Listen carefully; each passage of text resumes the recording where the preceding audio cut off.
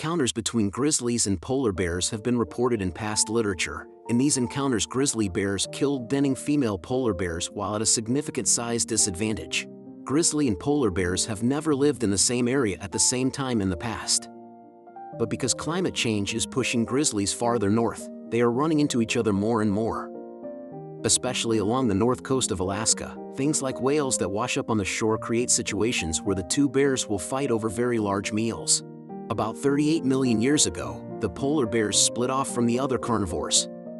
In 2004, the remains of a polar bear that lived between 130,000 and 110,000 years ago were found in Prince Charles Foreland. About 800,000 years ago, the Asian subspecies Ursus savini gave rise to the grizzly bear.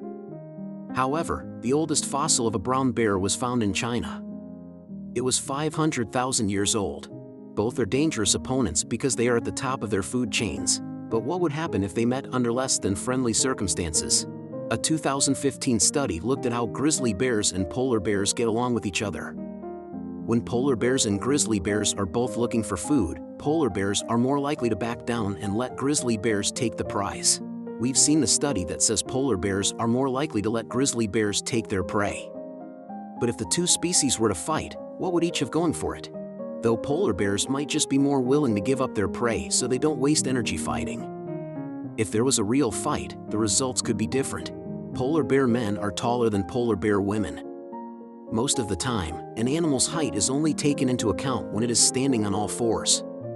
When standing on all four legs, a polar bear is 1 to 1.6 meters, or 4 to 5.3 feet, tall. When an adult male polar bear stands on its back legs like a person, its height is about 2.4 to 3 meters, or 5.9 to 9.8 feet.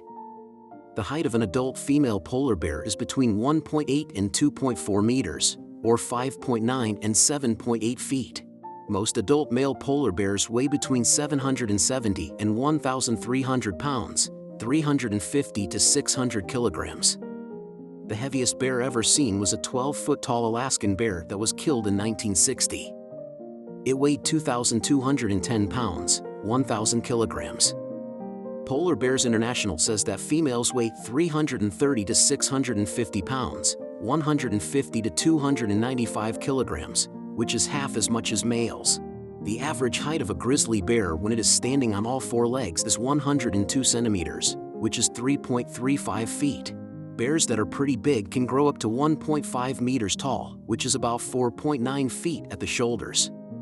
When an adult male grizzly bear stands on its back legs like a person, he is about 2.44 meters, 8 feet, tall, which is about the height of a person. Up to 3 meters, or 9.8 feet, is the maximum height for a fairly large bear.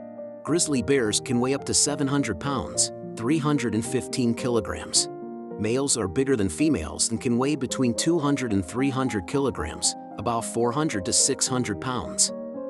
In the lower 48 states, a big female can weigh between 110 and 160 kilograms, which is about 250 to 350 pounds. From the table above, you can see that the polar bear has a huge size advantage. Simply put, they're very big. They are the right size and weight to survive the harsh winters in the Arctic because they are so big and heavy. Because they are so big, their paws need to be big as well. Their paws also help them swim very well because they work like flippers and help them move forward as they hunt aquatic prey. The paw of a polar bear is 30 centimeters, 12 inches wide, which is almost 4 times as big as a human paw. And grizzly bears have big paws, too, but they aren't as big as polar bears. The front feet can be up to 5 inches wide and 7 inches long, and the back feet can be up to 6 inches wide and 11 inches long. The polar bear's claw is more designed to help it grip the snow and grab seals, which make up most of its diet. The grizzly's claw, on the other hand, is made to dig and hurt any animal it might meet in the wild.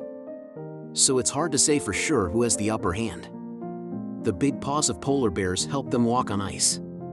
Their claws get shorter and sharper because of this. If they were to fight with their claws, the brown bear would probably have the upper hand because its claws are better at swiping.